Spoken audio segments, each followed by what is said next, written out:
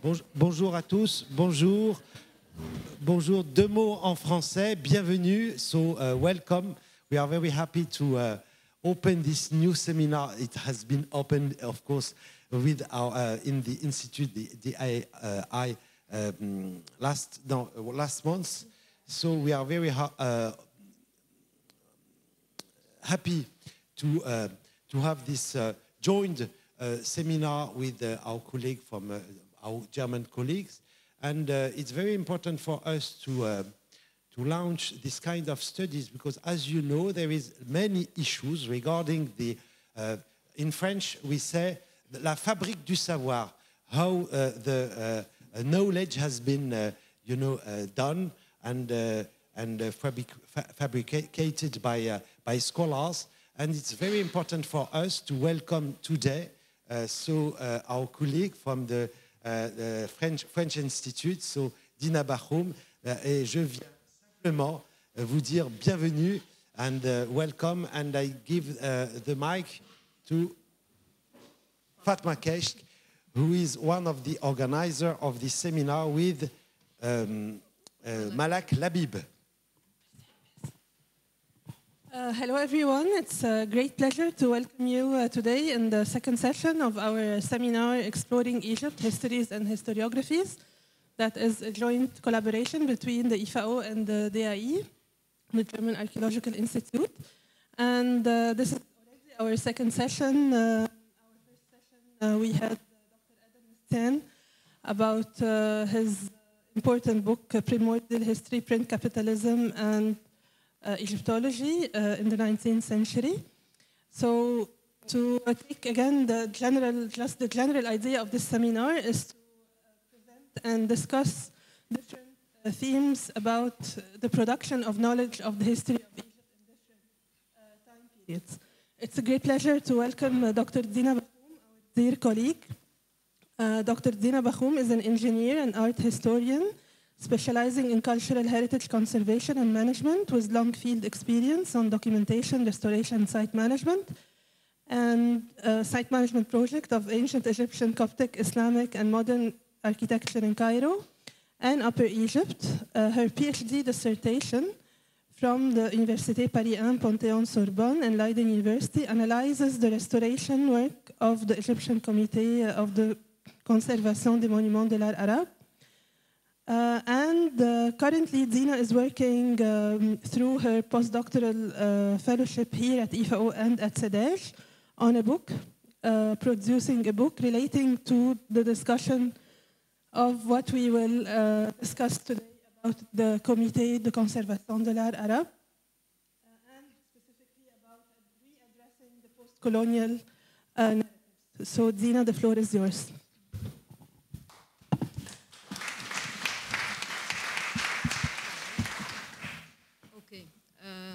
Shagel? Okay. All right. Thank you very much, Fatma and Malak, for inviting me to be here, and thank you, Fatma, for the introduction.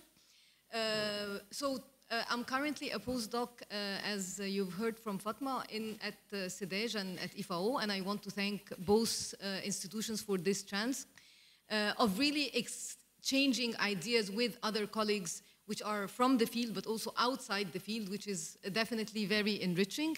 So I want to thank you all for coming, also here from Cedej, Ifao, and DAIK, and other institutions, the Polish Institute and others. What I hope to do today is to present to you some of the ideas that I have been working on for this book. And I really hope that we will have then a discussion which would definitely enrich my work. So I will be talking about the Comité, and I will be talking about focusing on Arab art or Islamic art and architecture. If we talk, and when we talk about Islamic art and architecture, we need to bear in mind that these buildings are actually what we would refer to as Awqāf. They are Islamic Religious Endowments. And for those of you who do not know much about the Waqf system, I will just briefly introduce it. So the Waqf is an Islamic endowment system where endower, a Waqf, would endow a structure that has a benefit. So a mawquf, or the endowed property, it could be a mosque, as you can see here. It can be a school, madrasa, it can be a hospital, and other structures that has a benefit. So it has these beneficiaries who would benefit out of this endowment. And one of the main stipulations of this system was that it should be beneficial in perpetuity. So they wanted these structures to exist and be of function and of benefit in perpetuity. To do that in a sustainable manner, the Awqāf system, the endower, would endow also other revenue-generating structures, such as shops or pieces of lands that generate revenue, and the revenue out of these structures would be spent primarily on the maintenance and repair of these structures. So in the endowment deed, in the Waqfiyya, in the document that was drafted when these endowments were created, it was stated clearly that there should be regular maintenance and repair of these endowed structures, and there is a whole system of a number of workers who would be doing these different kinds, including marble masons, cleaning people, and a lot of other things. In the announcement, you can see an article where I have summarized some of these ideas. So basically, for people working in the field of heritage conservation, the Waqf system is actually considered as a traditional maintenance system. We have here one quote of Yuka Yokiletto, who has extensively written on the history of architectural conservation in Europe. And very briefly, he mentions how the Islamic society had a traditional system of maintenance and repair of community properties, and that this was organized within a type of endowment called the Waqf.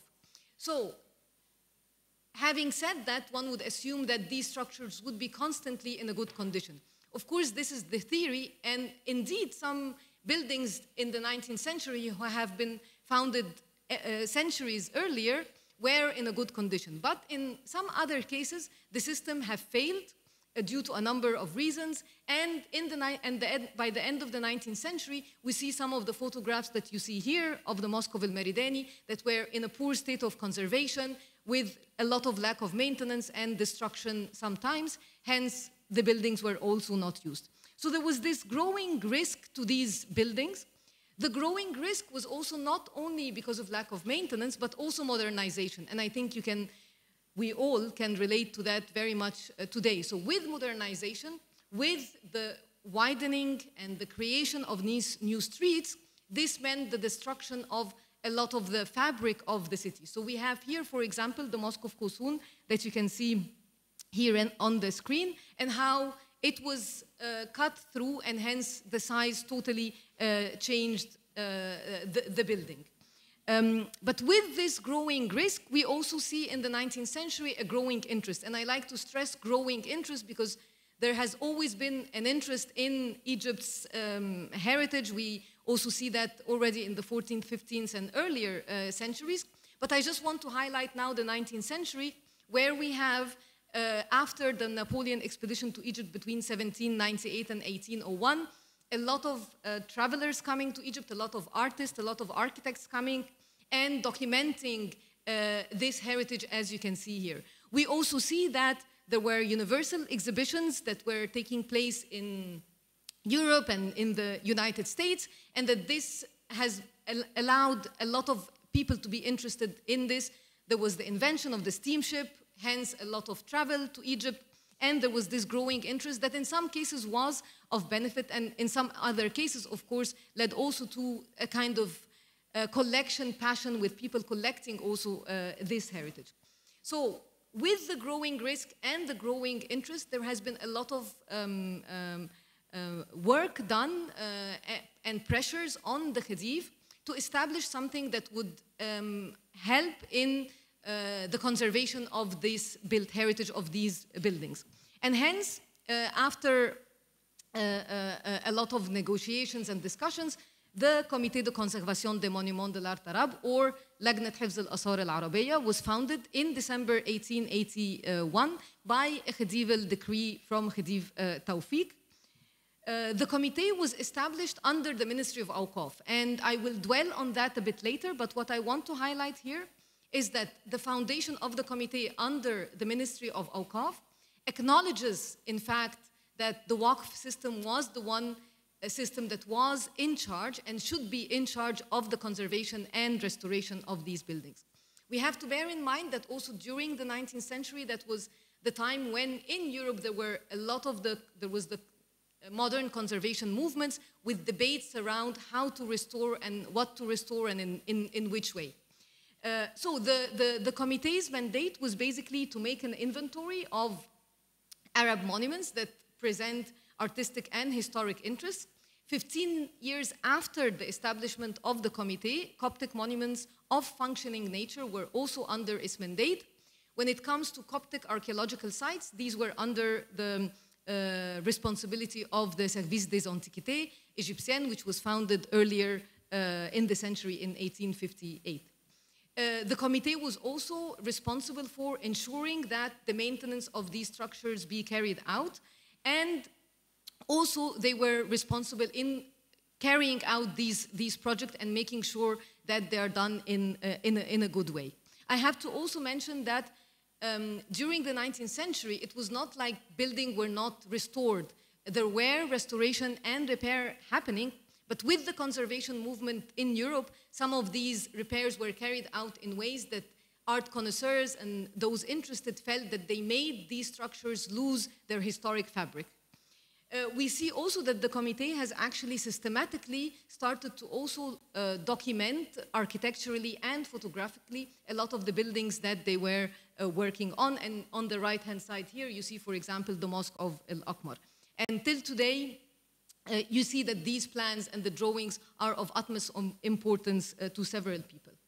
So the Comité was composed of Egyptian and European members throughout its lifetime. From 1881 till the 1950s, the members were from different countries, and they were also Christian, Muslims, and Jews. They were all working together in the Comité. These were the members who were in charge of taking the decisions and doing all the necessary discussions. When it comes to those that the Comité worked with in terms of craftsmen, in terms of technicians, and so on, they were also a mix of people. So everybody was able to compete for the projects, for example, and carry out such works. It's true that during the early period of the Comité, the chief architects were mainly European. We had Julius Franz, we had Max Herz, and then we had Achille Patricolo. And after the 1920s, with the growing nationalism in Egypt, we had Egyptian chief architects, but throughout the lifetime of the Comité, there were always European and Egyptian members in charge. So how was the Comité studied? I mean, if in this seminar about history and historiography, lenses and angles, the Comité initially and even during its lifetime was basically of interest to a lot of conservation specialists, and it was also of interest to those who are studying the arts. So you could see already during the period of the Comité, and as I will show you with some examples, that was the main focus. Art historians, conservation specialists were the ones really interested in the Comité. And this is also how, for a lot of period, we see studies about the not necessarily about the Comité, but using the Comité materials such as the plans and the drawings used by these people. But, of course, you can imagine that with the publication of Edward Said, Orientalism, there was a lot of organizations and institutions started to be studied with a different lens, and this is what I will be addressing today in my presentation. But I wanted to tell you why I personally was interested in studying the Comité, considering that there has also been a lot of people, to mention a few. We have Mercedes Vaudet, Ala El-Habashi, Philip Speiser, István Ormos, and others who have really studied a lot about the Comité, its history, how it was created. So what did I want to do? At the beginning, when I started to be interested in the work of the Comité, it came basically because of two things. The first thing is that I am a practitioner. I'm an engineer, as you have heard, who have decided to work on heritage conservation. And when we work on any building and we start its conservation, we need to study its conservation history. So one of the things that we need to understand is, what is it that we are looking at? Is this the authentic? I mean, if we talk about anything that is authentic, is this the authentic layer, or what were the other layers on this building? And indeed, the Comité layer is actually one of the very important layers that help us understand these buildings. And I studied also Islamic art and architecture, and while studying the buildings, I noticed that in some cases, some people would refer to a Comité layer simply as a modern layer, and we would not go further into analyzing it. In some cases, a Comité layer would totally not be understood as a Comité layer, and some people would think that it's actually an authentic layer. So you would have a 19th century or early 20th century reconstructed ceiling that people think it was actually from the Mamluk period. But for me, the question really was not only to identify the Comité layer, but also to understand the rationale of the members who took the decisions on how and why did they take these decisions. So my focus was on 3 mosque elements. I worked in my dissertation on 3 mosque elements: minarets, domes, and mimbars.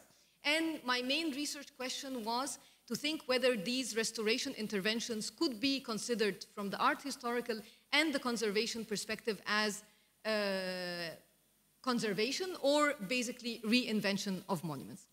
And we have also suggested in the readings an article that I have published in the Annales Islamologiques on the restoration of minarets, and you can also read it. But today, as I told you before, my focus really is to look at certain notions on the Comité or on Laǧnat Ḥifẓ al-Āٿār al-Arabiyya that looked at this organization that was composed of European and Egyptian members that worked during the time when Egypt was under the British rule through the post-colonial lens. And when we talk about this different angle, we have to mention Donald Malcolm Reed, who has written in 1992 an article called Cultural Imperialism and Nationalism, the Struggle to Define and Control the Heritage of Arab Art in Egypt, and who has given the Comité and also the Service des Antiquités Égyptiennes a different lens in his 2 publications, Whose Pharaohs and Contesting Antiquity in Egypt, where he has discussed the way Egyptian heritage and the discourse of managing this Egyptian heritage during the colonial period, and how after years of European domination of these institutions, national claims to heritage prevailed. He talks, for example, for the Comité about the Egyptianization of the Comité, specifically after the 1950s or starting the 1950s, but also before, after the 1919 revolution and the growing nationalism.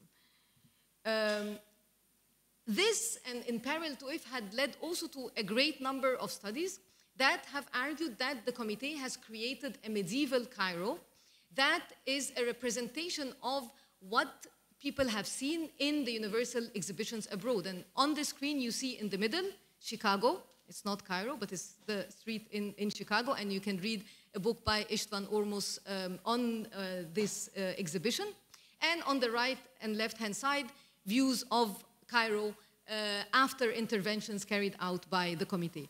So their ideas were also that the Comité members have created a medieval Cairo for the sake of foreign tourists, and that the Comité have also ignored the local and social dimensions of these buildings. I will read you some quotes now. Of course, the quotes alone do not do good to the theories and the arguments of many of the scholars that are mentioned here, but I will just give them as an idea to tell you what has been said. So 2 of my very dear colleagues, actually, Hussam Mahdi and Ala El-Habashi, who are specialists in heritage conservation and who I would know, agree that the Comité has saved a lot these buildings, but who have also looked at the Comité with a different lens. So we have, for example, Hussam Mahdi writing, attitudes to conservation did not actually change in post-Napoleon Cairo. What changed was the decision makers. Egyptian Muslims were not anymore in charge of affairs. Europeans and Europeanized Egyptians centralized the administration and were in complete control of the country. after establishing the Department of Awqāf and the Department of Public Works, the establishment of the Comité, something happened here, but I don't know what, was the last nail in the coffin of Egyptian cultural independence. He continues, formal attitudes to conservation since then were essentially European, i.e. non-Muslim. And whenever formal attitudes contradicted with local attitudes, the European image of Egypt would give an explanation in favor of the first and ridiculing the second. If that did not work, then the cultural colonization would show its ugly face, imposing decisions with no excuse nor explanation. The efforts to establish the Comité show clearly that the whole argument of conservation of Islamic monuments in Cairo was treated as a European issue. We also have Ala al-Habashi, who writes, what surely had resulted from the arrangement adopted to accommodate the Comité's authority was that the preservation acts themselves departed both ideologically and technically from the purview of the local inhabitants. The latter, however, had to live and to adjust to its consequences and to its results. The Comité had created, perhaps unintentionally, segregation between the portion of the Waqf buildings it tackled and its users and inhabitants. The Comité worked on saving the physical aspect of its selected monuments, but unfortunately harmed the system that pertained the society with those objects. And Ala al-Habashi has also worked a lot on the Waqf, on what he referred to as the Waqf preservation principles, looking also before me at the essence of the Waqf system as a maintenance system. So this continues, and we have two books, the first of which is Making Cairo Medieval, edited by Nizar al-Sayyad, Irene Birman, and Nasser Rabat, and in which also they have discussed the Comité, and they mention in the introduction that the process through which Cairo was medievalized consisted of two separate but overlapping parts. First, the representation of medieval Cairo through literary narratives, paintings, photography, etc. Second, and not remote from the first, either chronologically or conceptually, came the fabrication of a medieval Islamic Cairo on the ground through the reorganization of the physical space of the city, the work of the Comité de Conservation des Monuments de l'Art Arabe. And Paula Sanders, and I think that's the last quote I have, so bear with me, please. She notes that the Comité's early decisions about what building to list, how to classify them and represent their histories, and finally, how or whether to preserve them, were often shaped by ignorance of local traditions and misunderstandings of both Mamluk and Ottoman history. These understandings and misunderstandings of local history and the decisions based upon them were both culturally constructed and politically charged. Dominated by English, French, and Austro-Hungarian engineers and architects, the Comité was decidedly anti-Ottoman. And you can see here, she refers, for example, to the Comité removing the Ottoman tops here of minarets that were initially Mamluk, hence, and then the Comité came and removed these Ottoman tops back to Mamluk, and I have tackled this in my article, but we can discuss it also later. And she also mentioned that the Comité's architects reconfigured these sites in ways that broke their ties to the present for Egyptians, even as they configured these sites in relation to European tourists as representations of a continuous medieval. So these, in many events and in many discussions with colleagues, you see that this lens through which the Comité was perceived have become actually accepted narratives. So the Comité working under the colonial rule, the Comité being influenced by the colonial rule, and so on. We have people who have countered these arguments, such as, for example, Philip Speiser, who was responding to the article written earlier in 1992 by Donald Malcolm Reed, and where he discusses several things and concludes that actually the Comité was an institution in which foreigners and Egyptians worked very successfully together. And we have a very important book by Işvan Ormas on Max Herz Pasha, who have also brought to light a lot, not only of the work of Max Herz, but also of the Comité, publishing a lot of plans and drawings that were produced by the Comité, and working also through the archives.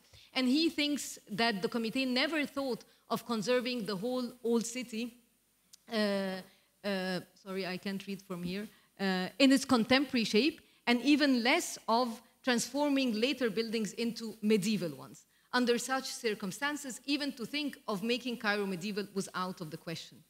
And he also have written another article in which he discusses the book by Paula Sanders, and where he is trying to provide a balanced attitude, a balanced appraisal of the Comité, where he argues against the Comité being a tool of the colonial powers, where he is highlighting also a lot of elements of the Comité working under the Ministry of Awqāf.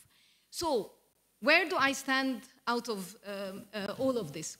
So, building on my own master thesis on the Waqf system as a maintenance system, and also building on the technical aspects of really going through a lot of archival material of the works of the Comité de Conservation des Monuments de l'Art Arabe, or Laǧnat Ḥifẓ al-Āṭhār al-Arabiyya, and also taking into consideration all of these narratives on the Comité and the wider context, I believe that I'm not totally dismissing the arguments mentioned before, but what I argue is that if we look at the specificities of the Comité, some of which I will discuss with you now, and if we look at these specificities in a contextualized manner, we would come with new nuanced narratives on the Comité. So one of the things that I would like to mention and to discuss with you now is the foundation of its Comité and its status. So, as I mentioned to you before, the Comité was founded under the Ministry of Awqāf, or Islamic Religious Endowments, in December 1881. And this is not only to acknowledge the essence of the Waqf system, but this is also because the Ministry of Awqāf was a very powerful ministry that wouldn't have given up the control of its Awqāf property totally to a different body. We also know that during the 19th century, the Awqāf people were not happy with the modernization and with looting their properties for the opening of streets or the creation of new streets. And hence, it is believed that the reports that were sent to the khedive, even if they were initially drafted by Europeans, were approved or acknowledged by the Awqāf, without whose support the Comité would not have been possibly founded under the Ministry of Awqāf. So this is one of the first things to bear in mind. The second thing to bear in mind is that because the Comité was founded under the Ministry of Awqāf, it meant that for its interventions, it was the Ministry of Awqāf that was paying. So there was a great financial contribution from the Ministry of Awqāf. And to be financially contributing, this also meant that they were part of the technical decisions, even if these were governed by the European members of the Comité and also the Egyptian elite educated members. The Awqāf played a big role in approving these decisions or not. We have to also bear in mind that it is true that the Comité did get also some secular funds from other sources, but they were still under the Ministry of Awqāf. It was the Minister of Awqāf who was actually the head of the Comité. And I will tell you till when. So in the Ministry of Awqāf, the meetings were also taking place regularly in these places.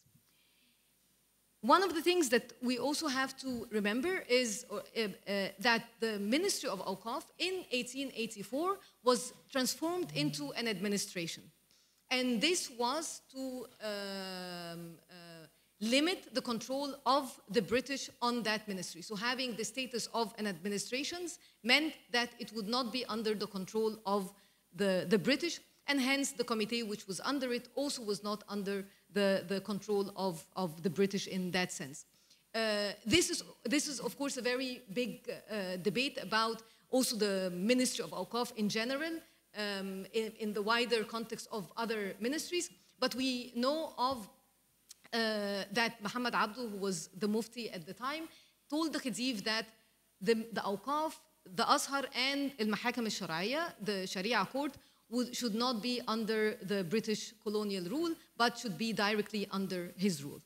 So when I have been reading a lot about the post-colonial views of the Comité, my feeling was that scholars have actually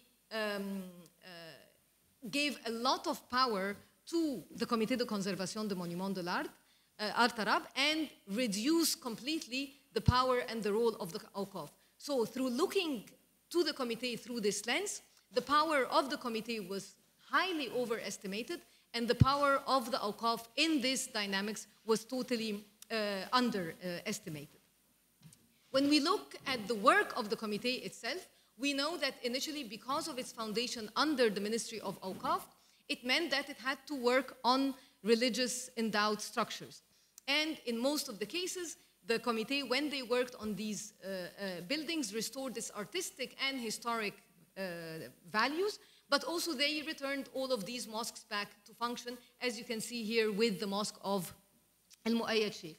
And I will just tell you, for example, one story of a letter that was sent by a member of the Society for the Protection of Ancient Buildings in the United Kingdom, where the letter was sent and was discussed in a committee meeting that took place in December 1891, where the person who sent the letter, Turner, was against certain restorations. It seems we do not have the content of the letter, but in this meeting, the Comité members tried to explain that in matters of conservation, opinions differ, and that also the interventions he is mentioning were actually paid for by the Awqāf, and they were necessary for the cult, for the return of the mosque to the worship. We also have people talking about how people perceived these buildings and how, like Stanley Lane Poole, for example, writes, the beauty of these restored mosques seemed to appeal to the eyes of the worshippers. And there is no doubt that the Mosque of al-Mu'ayyad has been far more frequented for prayer since its Liwan was restored to something of its original beauty and richness of golden color. So to think that all of these restorations were carried out only for the sake of foreign tourists, we need to really bear in mind what was happening on the ground.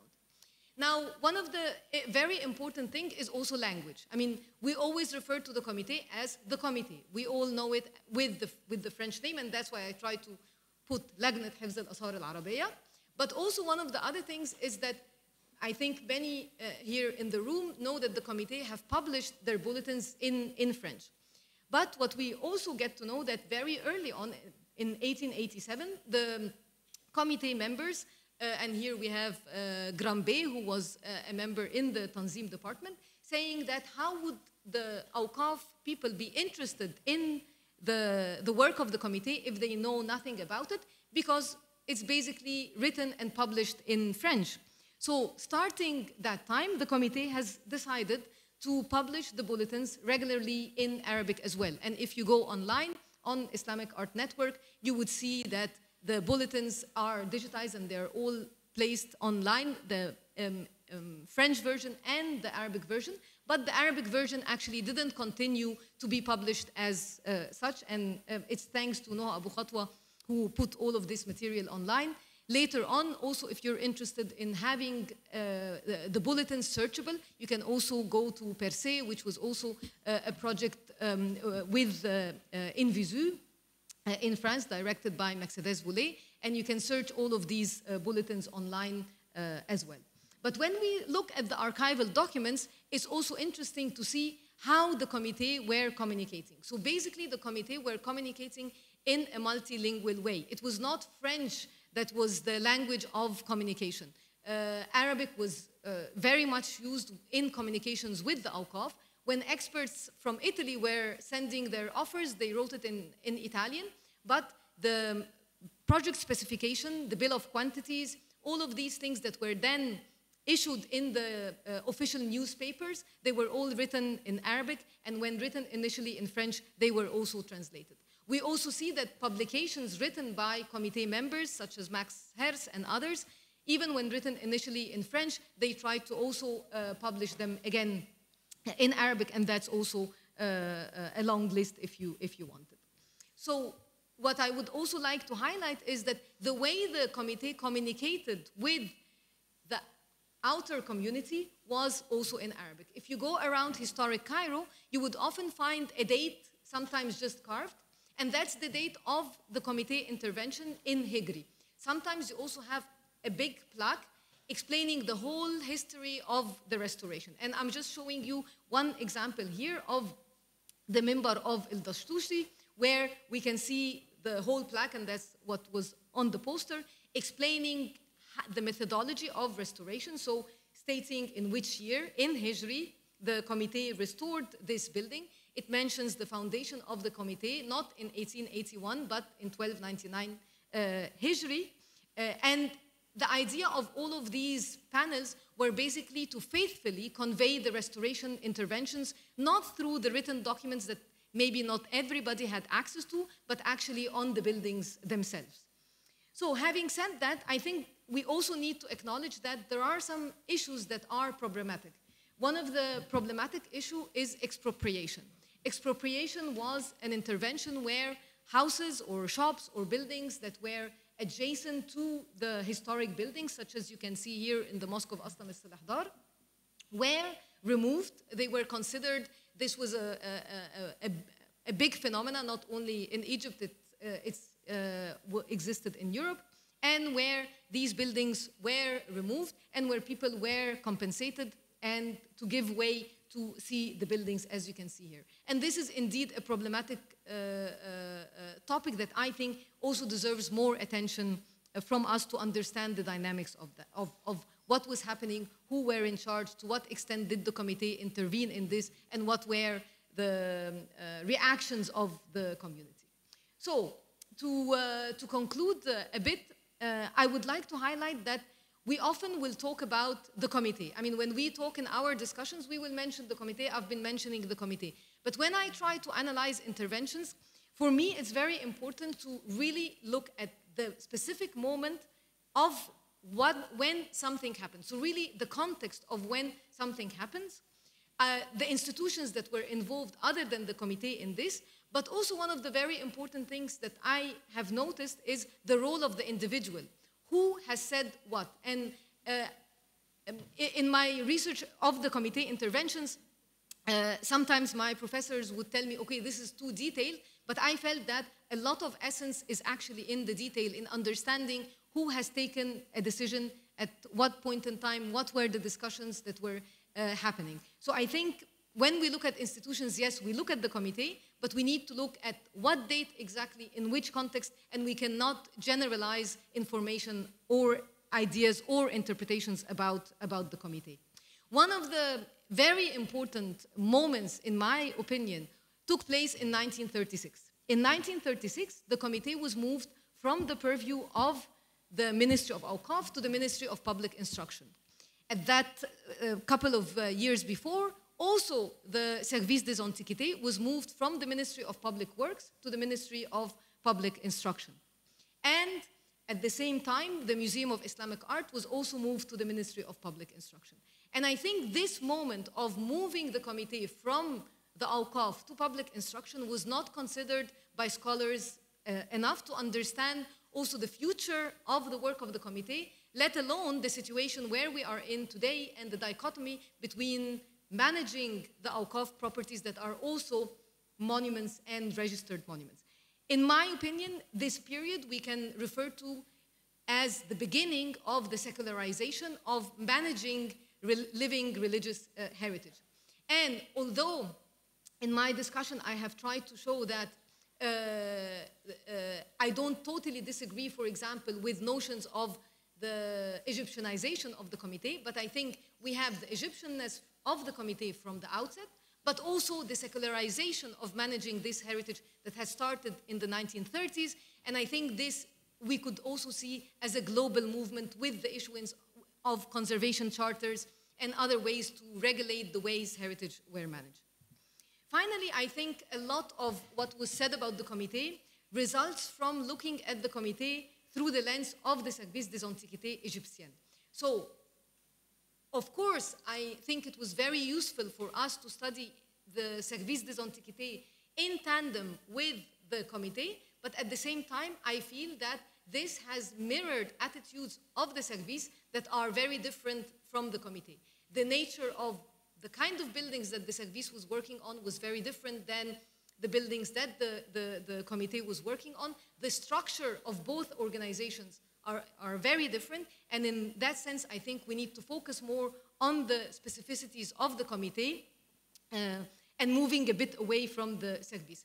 I have to also say that for many people also, the way either the service or the Comité were founded in Egypt are different than in other countries where there was a colonial rule. So for example, in Algeria or Morocco, the antiquity service there were reporting directly to the Commission de Monuments Historiques in France. This was not the case here. So I think we need to bear that in mind.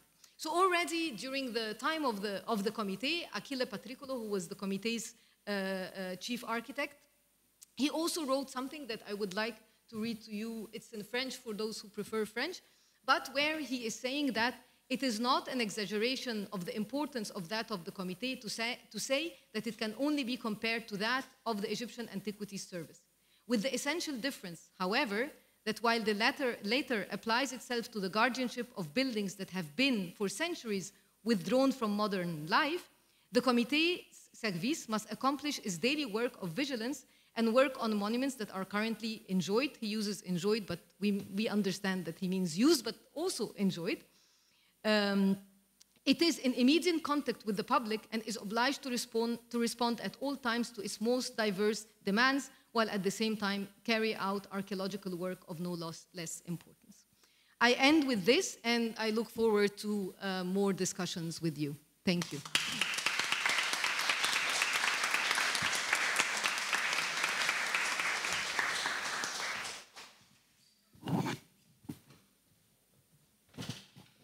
Thank you very much, Dina, for this very rich. I have already heard the presentation, two presentations, but this one is also quite different from the other, so it was very interesting. I think this is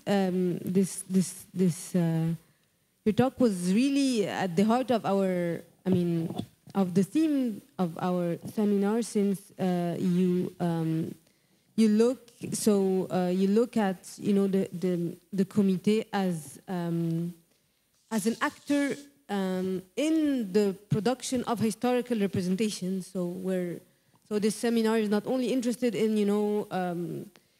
the production of narratives and representations, historical narratives and representations by professional historians, but also how engineers, conservation specialists produce certain representations of history. And so the Comité is really interesting in this regard, I think. And the second layer, of course, is that you also reconsider a framework which has been dominant in the writing of the history of Egypt and also the Middle East in general. The post-colonial narrative which has shaped certain discourses on Egyptian and Middle Eastern history. And I think the case of Egypt is interesting because, as you said, it's not a clear-cut colonial situation. You have institutions which are not dominated by the Ministry of Awqāf, for instance. So it was a complex political situation which also needs to be taken into account. I have one question, and then I'll also leave the floor for discussion about, because the Comité, it had also Egyptian members, right? So yeah, many Egyptian members, Egyptian engineers, and you have the profession of engineering in Egypt is also quite rooted since 19th century. You have Egyptian, engineers who are trained in Egypt and abroad. So my question was how, do we know how Egyptian engineers interacted with the foreign, Egyptian members of the Comité interacted with foreign members, and how this affected decisions about the restoration of monuments, or the way these actors perceived, these monuments and how to restore them, and the way they framed, this. So this was my question. Thank you. I don't know, shall we take several questions together? Okay. Yeah, maybe this, yeah. Thank you so much, Dina, for such an inspiring talk. I really liked how you tell us about the conservation politics, and I also very much enjoy reading your published work on the minarets.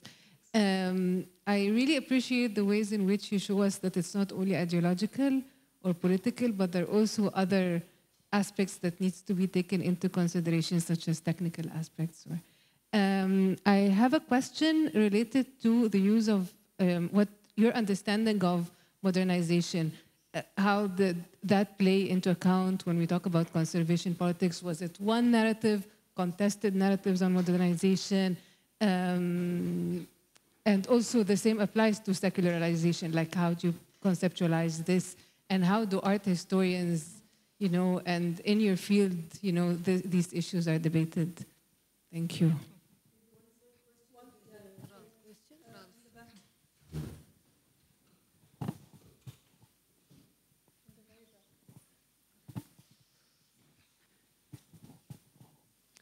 Yeah, thank you so much, Dina, for this interesting summary of your broad and deep work on the Comité. I would like to follow up on something that Malak already opened as a subject. You know, this question of the Egyptian sort of like elements, members of the Comité and of the whatever technical units of that institution, but also of the Awqāf. You know, because I mean there is various levels involved in that. And my question would be actually also in these also Egyptian members. I mean, they come from schools, as do the European members of the Comité. You know, it's not, you know, they are not free-floating individuals that took their ideas from outer space, but they all come from engineering schools, from developing architectural schools that, particularly in the 19th century, I mean, they had this development of, you know, of the historicist approach to architecture conservation. And we can clearly see this because, I mean, if we look at what the Comité did in its work, it changed this approach to the upkeep of monuments that were under the rule of Awqāf from what early on took place, which was whenever repair needed to be done or completion had to be done because parts were collapsed. I mean, they usually completed or built again in the style of the day. What the Comité did, basically, it built again in the style of the olden days. So it was basically the shift from the contemporary repair to an historicist restoration. And this, of course, is part of an idea of what restoration or repair is about. That only begins in the 19th century, when in Europe everyone was discussing in welchem Stile sollen wir bauen, which style do we need to construct, because it was considered to be an expression of identity. And so interesting for me would be to see how the members of the Comité themselves were actually, what parts of schools, I mean, do we know anything about the schools they actually came from? And this also then, of course, extends to the Egyptian members, because they too then were basically parts of these schools. And if we can trace this from these correspondences between members, actually, if there were discussions even between how to go about that. Thank you. I'll add to this. If there were moments where those different schools or different nationalities, they had problems, big discussions about restoring places, if they have something like this. Thank you. Okay. أرد ولا طب I answer yeah. Okay. So the modernization, I didn't go into, for all of your questions, actually, I didn't go into the technical aspects of the Comité, which could be a subject of another talk, but that is, of course, what is of interest. In the 19th century, we have the Haussmannization of Paris. And people have seen that there, and they started to see it happening also in Cairo with widening of the streets, building boulevards, and so on and so forth. So this is where it could happen in a way that affects the existing fabric, or it can happen in ways that is far away from the fabric. And I think we can understand very much this today when we see what is happening. So with the modernization, that was already during the 19th century, a lot of the letters written and the complaints and so on were basically talking about that, how Cairo is at risk because of losing its historic fabric. Of course, we also have Khalid Fahmy, who has shown, for example, that no, actually sometimes these interventions were not only linked to aesthetics, but it was also linked to very practical hygienic reasons in the city. But in some cases, they were indeed harming the fabric, harming the buildings, and so on. So this is basically how we see this period of modernization. With the secularization, this is an argument that I am coming with, and I don't think it was debated or discussed in other fields. I think, especially with regards to the Comité, when I tried to find a way to understand what is happening, I think this is how it was. I give you the example, for example, the museum of, the Coptic Museum, for example. I have also studied that. The Coptic Museum was founded initially, although with the help of the Comité, but it was founded as the Coptic Patriarchal Museum, and it was under the premises of the Coptic Patriarchate. But in the 1920s, again with the nationalism, many people were saying, why is the Coptic Museum only of concern to the Coptic Patriarchate? This is national heritage and so on. And accordingly, in 1931, it was nationalized. So in a way, this nationalization could be also seen as secularization. So there were many things, and this is an argument that I am developing, that I see very much happening with what is going on now. Still, of course, we have the Ministry of Awqāf, who's a major player, but this is, again, something Ministry of Awqāf or the Patriarchate, and where we see this tension between at that time the Comité and other religious bodies, but where we could see also today the tension between the Ministry of Awqāf and the Ministry of Tourism and Antiquities. And I think the idea is to identify and realize that these are actually living heritage where you have to basically respect as much as possible all of its diverse values. So this is regarding that question. Regarding the members themselves and who they are, the members were mainly, a lot of them were ex officio also members, but then you had the technical staff, which in 1890 there was a technical section attached to the Awqāf established, and where you had a lot of engineers from abroad and from Egypt also, for example, working on surveying the buildings and documenting them and so on. Of course, that's why I was talking about the role of the individual, because again, in the debates, the background of each of the persons involved would suggest something that would lead to how to intervene in this building. I think that regarding the question of Ralph about historicizing or building or restoring in ways that respect, between bracket, the original or the authentic, we do have evidence that also in historic, like during the Ottoman period, for example, the minaret of Sultan Hassan was restored, one of them, in Mamluk style and not in Ottoman style. So I think with the minaret specifically, this is, I think, a very special case, because there you can see really the political impact of the time imposed on the minarets, where Mamluk minarets were during the Ottoman period restored or reconstructed in Ottoman style. So I think there is maybe a political message here, but I also think that in some cases it was simply a very practical intervention, because this is what they knew how to do. So yes, I do agree that, of course, many people who have studied Patriclo and Herz and Julius Franz are looking at where they were impacted. And there are a lot of these debates, for those of you who don't know, with these two big schools. I mean, there are many others, Viollet-le-Duc, for example, and John Ruskin, with one, you know, John Ruskin being very conservative, letting buildings decay if they have to decay, that's their life cycle, and with others saying, no, we restore, and we restore in the style of today.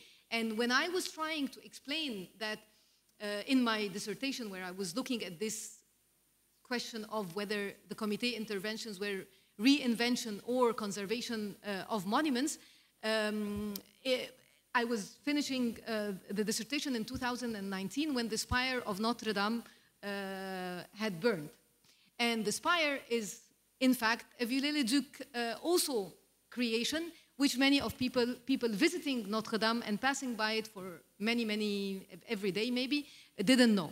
And I found this very helpful for my own research to explain to many others the huge amount of possibilities of how to restore or reconstruct something.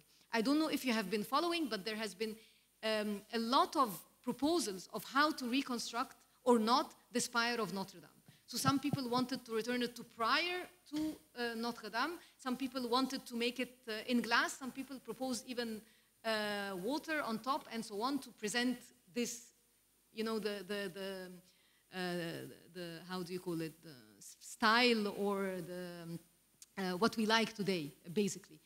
But I think memory was also important. So yes, the Comité, I think, if I come to a conclusion, I think, yes, they tried to return building to what they thought was the authentic, but in some cases when they had no reference, they had to create something, and they did create that.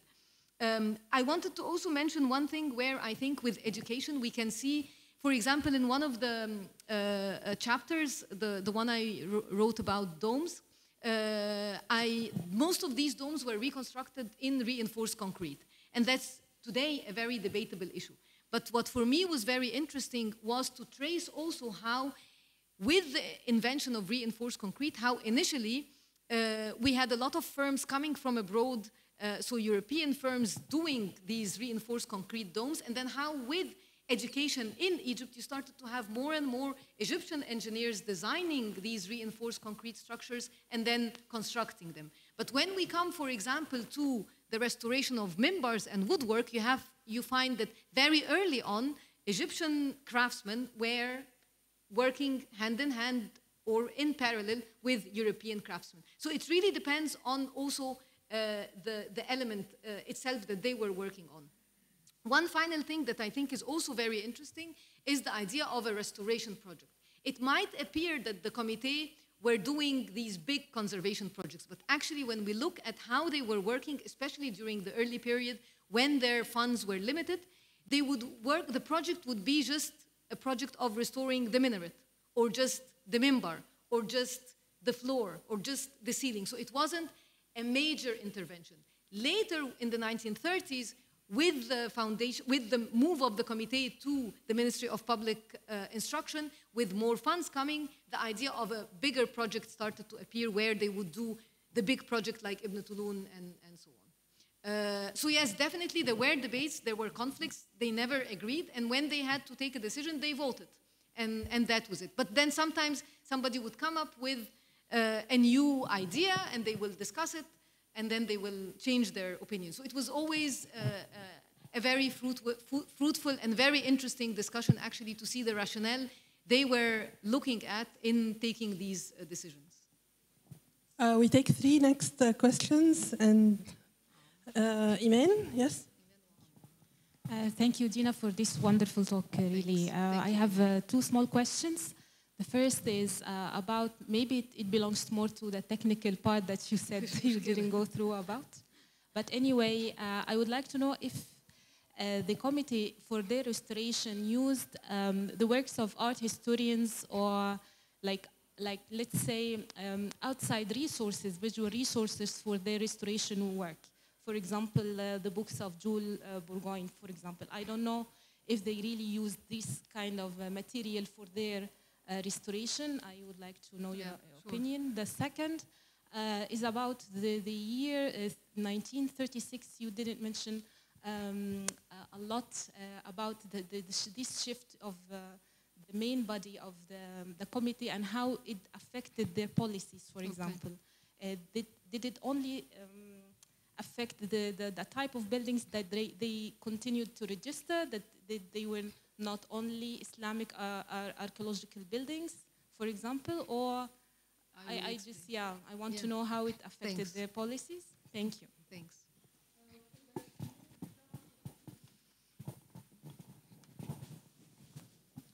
Thank you very much, Dina, for your talk. I really enjoyed how you recontextualized the Comité as not just an entity that was like free to reconstruct for like the European gaze. I don't know this how, and that was under a ministry that was also had other imperatives like local use you mentioned, like the use of the monument, the the buildings by inhabitants.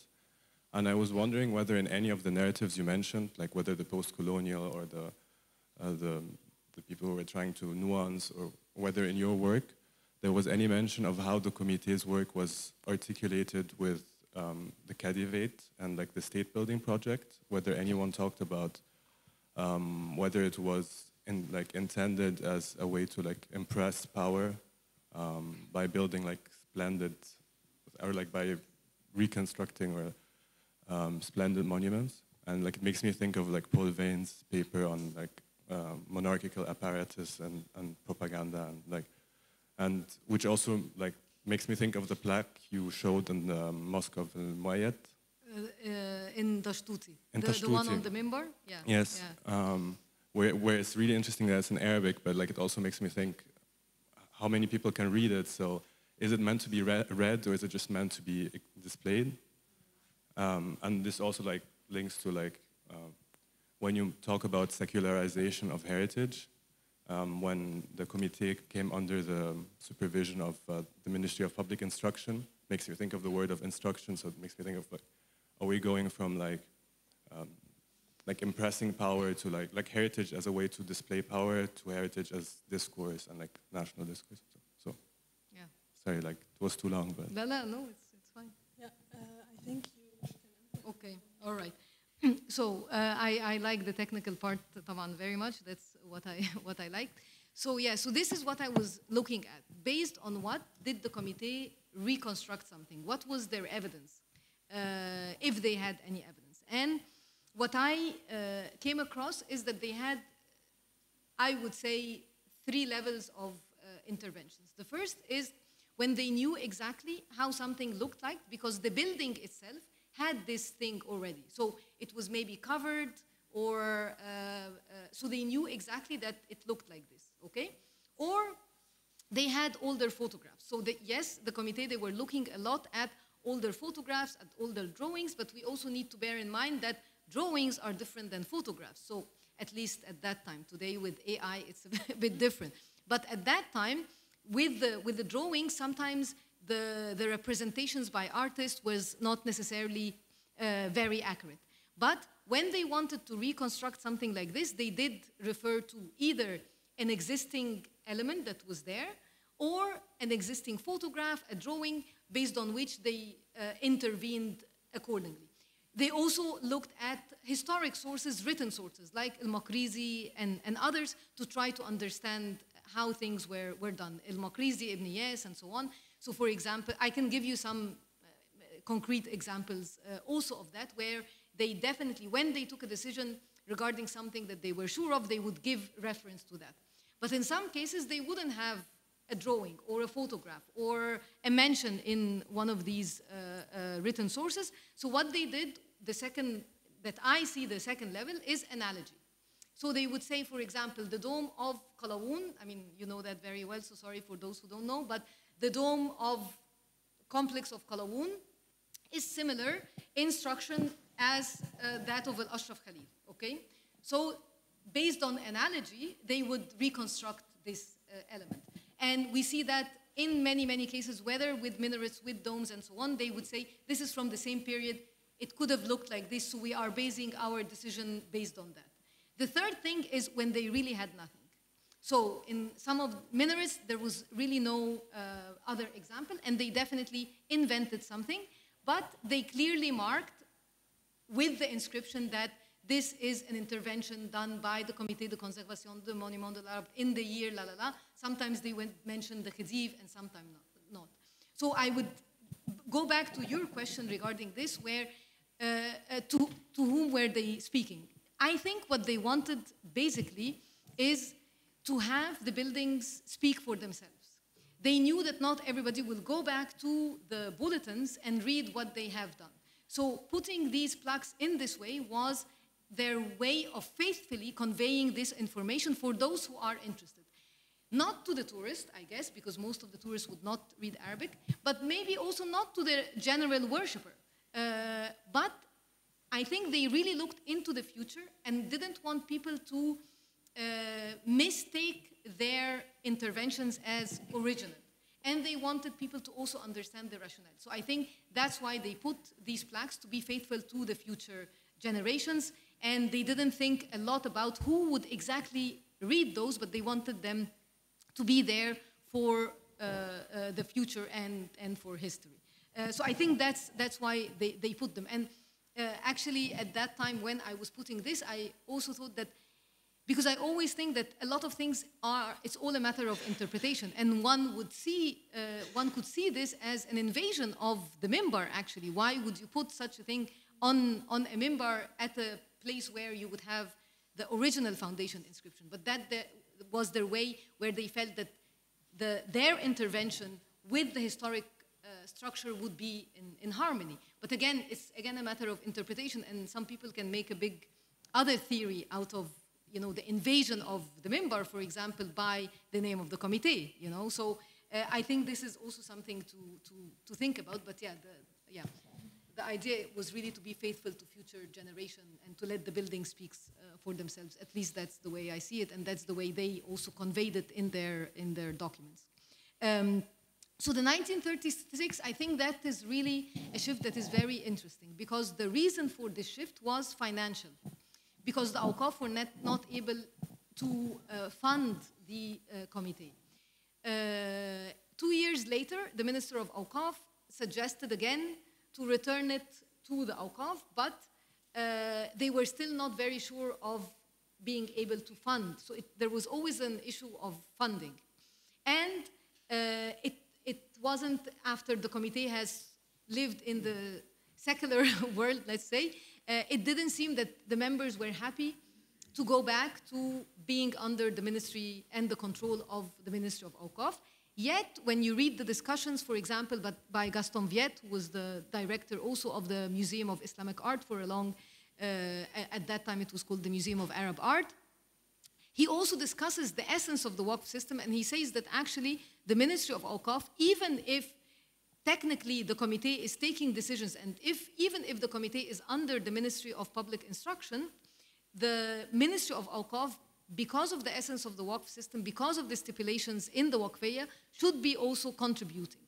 And in fact, today in the Egyptian law, it is the Ministry of Awqāf who should be paying for the restorations. And this is what is creating this tension as well. And I think a lot of the problems we have today between Awqāf and antiquities result from this decision that took place in 1936. So this, in certain ways, has impacted the work of the Comité by allowing the Comité also to work more on secular buildings, like you have mentioned, allowing them to register more houses, for example. And that's why we also see that initially, it is true that the Comité, in some cases, considered work on houses, but this happened also later. We also see, but this is not necessarily linked, but in the 1930s, we see also the Comité moving north and south and working on different buildings. So we can see a kind of change, but in the discussions and in everything, they still mention the Comité, even if it became a Conseil Supérieur, but still they are mentioning the Comité. So in some ways, it did impact, in some other ways, it didn't, but I think the rift is interesting to note.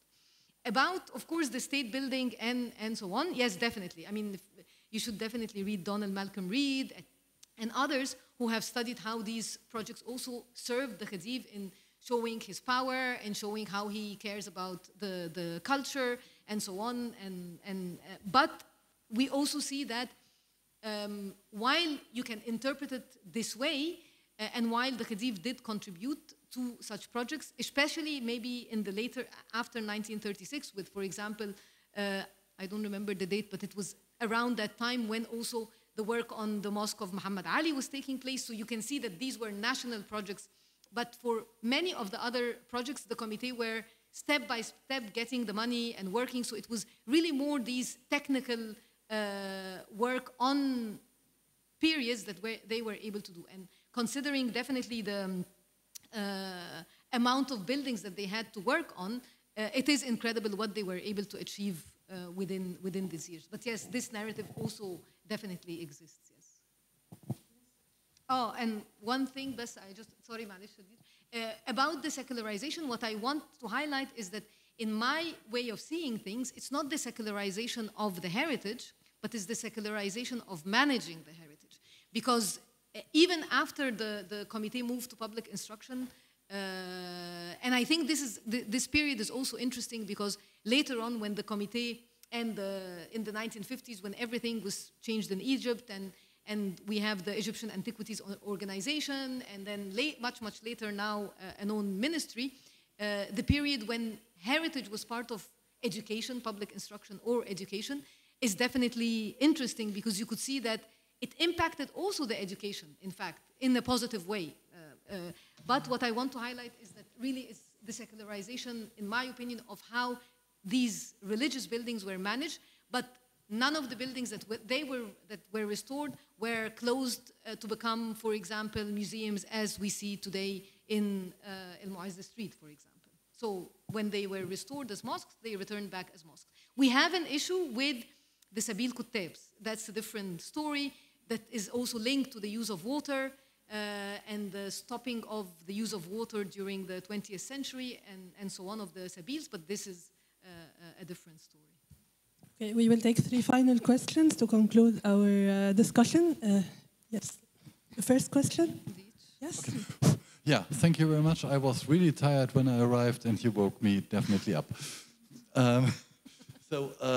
Yeah, two aspects, and they are all owed to the fact that I'm not a professional in your field, so please excuse. In one of your quotations, there was the word used, Europeanized Egyptians. I found this very disturbing, these terms, because on the one hand, it devaluates the position of the Egyptians who were in the committee, and on the other hand, there's this a little bit archaic dream of a homogeneous population. So if somebody has other ideas, he must be not Egyptian anymore. So that was a little bit, yeah, so this dream of homogeneity that in some periods and in some political parties always pops up. I think it's not a very real thing because normally the crack lines in society are social or religious, but religious and social. So what really, I was very interested to hear the touristic aspect that you mentioned, but I wonder, I mean, and that's due to my ignorance to the general subject. I mean, you have these features like Neo-Mameluke style and all these things. Huh? I mean, is this style meant for tourism? I mean, would we really think that Rifai Mosque and all these things with a revival of a Mameluke style is not a genuine Egyptian movement? And again, then I would also say, yeah, and there are reasons to love Mameluke times. I mean, the supremacy in Palestine and Syria is a nice thing from the Egyptian perspective. And is that not the reason why this is really pushed forward? And the touristic aspect is something that is also there, but the main push for this is the Egyptian view of the glorious past, like the 26th dynasty, of course, is not interesting in reproducing the 23rd dynasty. Of course, they want to reproduce the time of Ramses and Sesostris. Huh? And yeah, that's one. And the other thing, when you still have some time, I learned a lot about the committee in his lifetime, but could you evaluate a moment on its end, the restructuring, and what was the reason for restructuring? In the 50s, probably there are the reasons we may know, but was there resistance, or was everybody thinking, great, one should do it differently? So I would be very interested in. Thanks, Dina. And yeah, let me actually follow on Deech by actually asking you about the beginning and a more historiographical comment. So I appreciate so much and sympathize very much with the way that you're trying to nuance the post-colonial narratives, right? And that, you know, they tend to paint colonialism in a very monolithic way. The quote that you showed about the post-Napoleon Egypt being all decisions made by non-Muslims is really, I mean, that's a completely absurd and really illustrative, I think, example. So where do we look in the sources, right, for a continuity of the legal framework that the Awqāf represents? So in other words, rather than seeing the colonial perspective of a rupture or disruption from the Awqāf, community property management, right? How is this part of a 19th century historiography about the state co-opting the Awqāf? And that's, you know, a very Muslim priority of a Muslim state, right?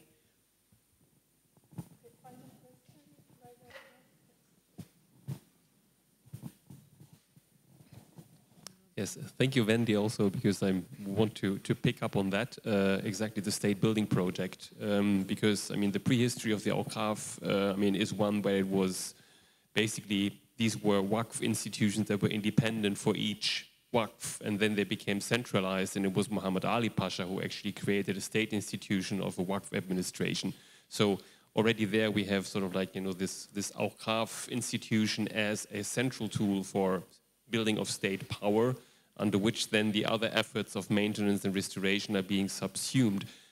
What I would like to add, because we've talked about this between us before, but I mean, it's an interesting question, the other important state institutions that were involved in this business. No? I mean, of course, you already mentioned the Coptic Church, and we know about these examples about if a ruined monastery is actually part of the Service des Antiquités Égyptiennes, or is it part of the Comité's work? Because Comité did not only do Waqf, so Muslim, basically Waqf, but also Christian antiquities in a certain way, and this is also an interesting overlap, you know, or extension of responsibility. And then, of course, there is the collaboration or conflict with Tanzim.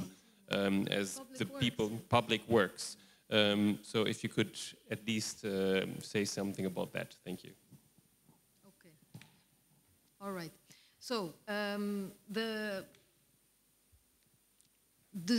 the codes that, or the comments that you found disturbing is actually my colleague with whom I discuss a lot of these things, and it is very stimulating to have discussions with him. I was hoping he would be here or online, but I am not sure about the online today. But anyway, I think because of ideas like this that one is challenged to think differently.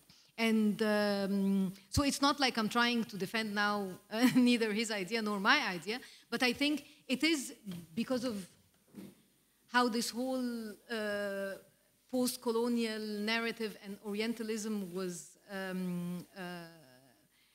has, I mean, I wouldn't say invaded our field of scholarly work, but really it did, I think. ماشي, يعني anyway, that you have a statement like this, but definitely if you look also at the social class or the level of education of the committee members, definitely the ones who were sitting around the table taking these decisions were very much the ones who were very well educated from a specific social class, maybe also educated abroad or and so on and so forth. But I do think that they also considered like the local. And if you look at the engineers, you can also, or the art historians for that matter, or the inspector that became later inspectors, definitely with education we see that this is changing. So the touristic aspects, I did not come across in the early bulletins any talk about the tourists. This doesn't mean that the Comité didn't have it in mind. I mean, I think they did have in mind the visitors, but they were very much concerned, I think, also with their image, not for the tourists, but in general as a conservation body. So I think when you read their discussions and what they were worried about, they were worried that as an organization that is supposed to restore these religious buildings, that they will be criticized for example, leaving the building without a minaret, or without a dome, or without a ceiling. I mean, and there is another quote, for example, where clearly Patricolo is saying, we are not, we are suffering from the romanticism of those who think we should keep these as ruins. So there was also this romanticism of the ruin, which for the service could be okay, for the Comité, it's not. But I think with the 1930s and with the charters coming, like the Athens Charter and so on, and also with the idea of area conservation. So new ideas internationally were taking place, and these were very much impacting also the decisions of the committee. But in general, when it comes to conservation decisions, I think many of them were not necessarily for the sake of tourists, as one would think. Yes, how the city looked was something they had in mind, but they were really a technical body that was, I would say, competing also on the international level of other bodies dealing with heritage conservation abroad. So the end, I think we wouldn't have an abrupt end, and I think we could argue that actually there is no end. There is basically a transformation, because many would say that, yeah, it was the 1950s, 1952, the revolution, and everything was changing then. But when we look at the laws issued in the 1950s, 1953 and 1954, I didn't talk much about the laws, and somebody asked about the legal aspects. So the Comité at the very beginning, till the early 20th century, they didn't have a law, basically. There was no law for the protection of the monuments of Arab art that the Comité were working on. In 1912, the Service got its law, and in 1918, the Comité got its law. And then later on, we start to have, in the 1950s, the laws that are merging both together. But again, this is not a result of 1952. This has been happening already in the 1940s. So we already see in the 1940s ideas for more regulation. We see decrees, we see different things happening with different proposals to work on that. One, until they reached 1953. And then, basically, what we refer to today as the Comité Permanent, we had also the Comité Permanent in the Permanent Committee. We had also the Permanent Committee in the Comité. So the Comité was the Conseil Supérieur and the Permanent Committee. So I don't think there is basically a rupture, an end to the Comité. There is a transformation to the Comité as initially established. So this very, and I would say, well-organized institutions that were meeting relatively on a regular basis with periods of exception stopped after the 1950s. So the Comité, for example, published 40 bulletins in French, and then they were, as I told you, republishing them in Arabic, but they didn't continue after the bulletins in the late 20s in the number. So then some people are now trying to translate the later bulletins.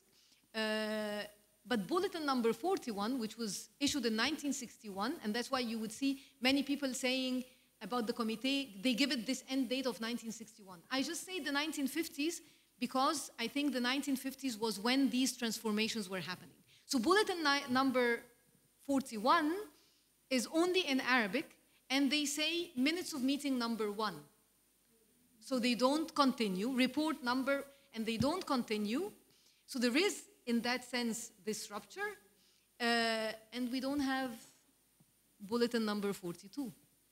So that's a discussion for another period. So, so yes, the Awqāf, I think that's why I said that the Awqāf is definitely an institution that in itself deserves a lot of thought because of this centralization, decentralization, centralization, until today, we don't have only the Ministry of Awqāf, we have also the Awqāf Authority.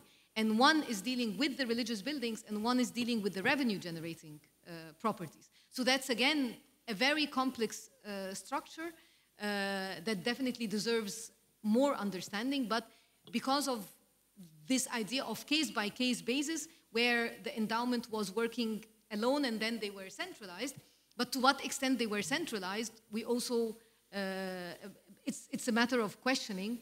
And we know, for example, that in the 20th century, in 1913, the Waqf administration returned again into a ministry. To what extent did this impact the control of the British is another layer of questions. But I think this demonstrates the complexity of the Waqf system and that working under this body meant a certain control exercised over them, which was, in my opinion, ignored in this post-colonial theory. So yes, that's what I'm trying to say, that to counter argument also my dear colleague Hossein Mahdi, where I'm saying, don't look at the Comité through the lens of, only the European sources, or only, for Irene Berman and others, the bulletins that you read in French. There is actually something going on the level of the Awqāf. It's not about nationalism or, the Egyptian state, but it's actually about what was really going on with this body that is definitely very strong, very powerful, and we have not given it its lens. We also need to be self-critical and to think, why were these buildings decayed? Many people like to, when I present on the Comité or others, I get the impression that some people think that I'm trying to rescue the Comité or, but actually that's not what I'm trying to do. I'm just thinking that these narratives have not been providing us with the richness of the story. So I think there is much more to understand from looking at the Comité through also the lens of the Awqāf, and to also be self-critical. It's not only about the foreigners coming and restoring these buildings in certain ways. No, it's also the role of the Awqāf itself in either restoring or not restoring these buildings, in taking the responsibility or not. So also the self-criticism of what was going on during that period, I think, is also very important. Thank you very much, Dina, and the audience for the stimulating discussion. Before ending, I would like just to comment, because we will have to conclude about this point of, or the many points of also comparing between the Comité de l'Art Arabe and the Service des Antiquités from different points. What is really important, I think, the fact that we have the bulletins at some point in Arabic, which was never the case for the bulletin of the Service des Antiquités. So there is many issues to understand the reasons, the motives, and why this happened, which audience they were talking to, and so on. Also the members. We had also Egyptian members in the Comité of the Service des Antiquités. Yes. So there are many points to take upon and in consideration, I mean, and I think this will be the points of next discussions. And yes, you want to comment? I just want to comment on that, and I realized I didn't touch on the Mamluk issue, but I know there will be a session on the Neo-Mamluk and the revival of Mamluk. Our surprise. So we can touch upon that. But actually, one of the interesting things, and that's for the Egyptologists to think about, but we have the Service des Antiquités, but we have also the Comité d'Égyptologie, which was founded in 1887, if I'm not mistaken. And I think there needs to be more research done on whether the Comité d'Égyptologie was actually inspired by the Comité de Conservation des Monuments de l'Art Arabe. I think it's also this period with committees being formed to work in a relatively technical manner. So I'm just, I think this is also something that we need to think of. Also to mention that the director of the Service des Antiquités was sitting on the board of the Comité as ex officio member. And I think these dialogues, it's interesting to think about it, and that this is basically the base of how things are happening till today. But today, the permanent committee is separated. And I'm not sure that today we have a member from the Asar Masri sitting in the permanent committee of the Islamic and Coptic and Jewish. So I think that's also... I totally agree. And in their meeting minutes, the minutes of their meetings, we can actually read that we will transfer this issue to the Comité de l'Art Arabe and vice versa. Vice versa, yes. So there is need of research on this topic. So I would like to have a huge thank to Dina.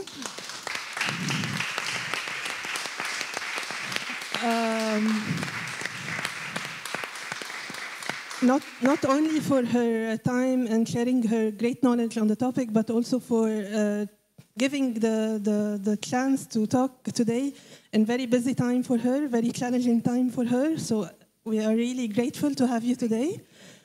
And the next seminar, yes, I'm very excited, myself and my colleague Malak, to announce it. We have Dr. Yasmin Ahmad, and Dr. Claire Panetta talking about the representation of the Mamluk time period for different productions made mainly for the public. So a topic that is really exciting, and we invite you all to attend on the 21st of January at the German Archaeological Institute, also at 4 p.m. You're all invited to share with us your thoughts and ideas. Thank you very much. Thank you.